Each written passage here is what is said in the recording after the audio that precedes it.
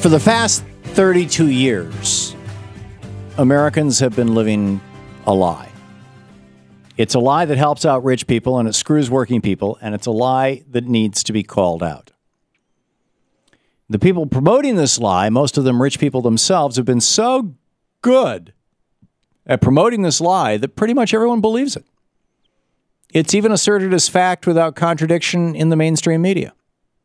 You can find it on Wikipedia, but it's a lie. The lie is that raising income taxes on rich people and hugely profitable companies hurts economies and even leads to unemployment. The truth is that raising income taxes on rich people and hugely profitable companies actually helps economies and causes companies to hire more and more people, thus lowering unemployment. What makes this lie particularly relevant right now is that the French Constitutional Court, their court that decides what's constitutional and what's not, has just agreed with the new socialist government that it is totally constitutional, legal, to raise the very top income tax rates on very wealthy individuals and hugely profitable corporations to 50%, effectively 75% when you add in their other taxes like their equivalent of our FICA that funds health care and retirement and things. This lie that tax increases like the one the French Constitutional Court just approved raise unemployment and that tax cuts reduce unemployment is widely believed because, like so many big lies, it has a small germ of truth at its center.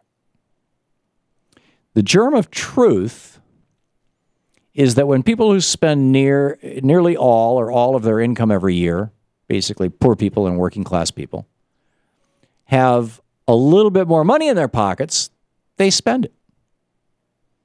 That spending increases economic activity. There's more demand for goods and services. And to meet that demand, employers hire more workers. So you'd think that if you cut the taxes on poor and low-wage people, they'd have more money, which they'd spend, and it would stimulate the economy. And that's true except for one thing, which is the germ of the lie that rich people use to get everybody to think that tax cuts for rich people help economies. And here's the lie. While it would be true that if you cut income taxes for the poor and lower-end working people so that they had more money in their pockets, it would stimulate the economy, it's impossible. Why is it impossible? Because as Rush Limbaugh and Mitt Romney point out as often as possible, the bottom 47% of American workers make so little money that they don't pay any income taxes. So there's no tax to cut. So when Republicans talk about tax cuts, they're not talking about tax cuts for working people. So what about cutting taxes on rich people? Wouldn't that give them more money to spend or even invest, which would stimulate economic growth? I mean, that's the core of the tax religion of Limbaugh, who has a reported $400 million contract, and Romney, who is reported to have paid no taxes for years on hundreds of millions of dollars in income. Cut rich people's taxes, they say, and the good times will roll. Right?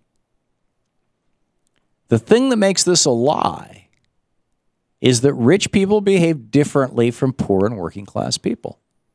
When they get extra money from tax cuts, they don't spend it. After all, they pretty much have everything they want or need.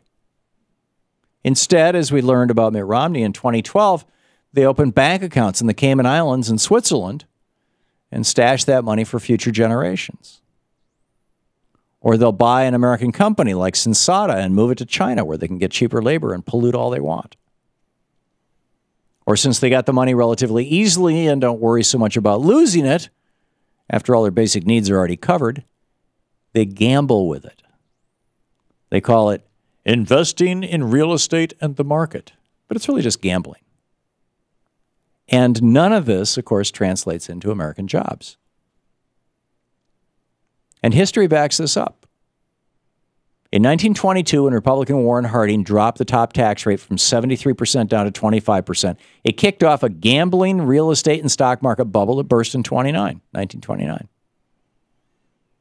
President Roosevelt fixed that by raising the top rate on the uber-rich back up over 90%, which led to over 40 years of stability and prosperity. Rich people left their money in their companies, and they typically only took 30 times what their employees did as pay. The economy boomed and the middle class prospered. Then Reagan came along and he dropped the top tax rate down to 28%, leading within a year to the worst recession since the Great Depression, followed by the savings and loan crisis. Bill Clinton took the top income tax rate back up to 39%, and presto, the economy boomed. But then Bush Jr. came into office, cut it back down, and we got another crash and lots of unemployment. It's a simple point of fact. 4 times since 1913, we've had big tax cuts on the rich. 2 led to major crashes, while the other 2 led to stagnation for working people. All, however, made the rich a lot richer.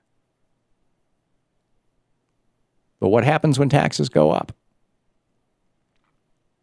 As author Larry Beinhart points out, quote, since 1950, we have had 5 tax increases on the rich. 4 out of 5 times unemployment went down. In other words, it got better. Things got better for working people. The flip side, as Beinhart points out, is that since 1950, we've had 10 cuts to the top marginal tax rate. 6 out of 10 times unemployment has gone up. In other words, it's gotten worse. Tax cuts for the rich, in other words, screw working people at least 60% of the time and never help working people. When Ronald Reagan came into office, taxes on rich people were over 70%, and the American middle class was the strongest it had ever been in history. Ever since the Reagan tax cuts, however, we've been lurching from bubble to bubble, economic crisis to economic crisis. Now, the French have figured it out. If you want a stable economy, you want a strong middle class, you need to tax the rich. That's why their version of the Supreme Court just okayed a big new tax on the wealthiest people in France. Countries of Scandinavia have been taxing their billionaires and millionaires for over half a century. And doing so has worked great for places like Sweden and Denmark. And the history of much of the 20th century shows that taxing the rich works right here in America, too.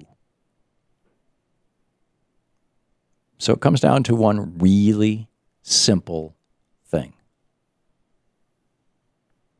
If you want an economy that works, that doesn't depend on rich people gambling with money in the stock market, because that's, you know, when you see, oh, the stock market went up. I was in London on must have been Friday. I arrived there Friday morning. I flew over Thursday night. And I was watching, and I got there like at 8 o'clock in the morning or something. I checked into my hotel, and I'm watching, it must have been CNBC. It was one of the, and they were, it was like the end bell, right?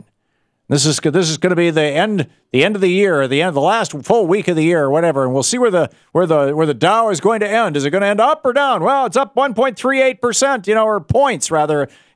And it ended down like 0.3% or something. But there was all this excitement, and these 2 women and these 2 guys, and they're like, oh my God, and it's hit all-time highs this year. It's over 13,000. That's gambling. That's rich people. That's not the economy. That's the stock market. I mean, literally, pay no attention to that man behind the curtain. It's not the stock market that counts.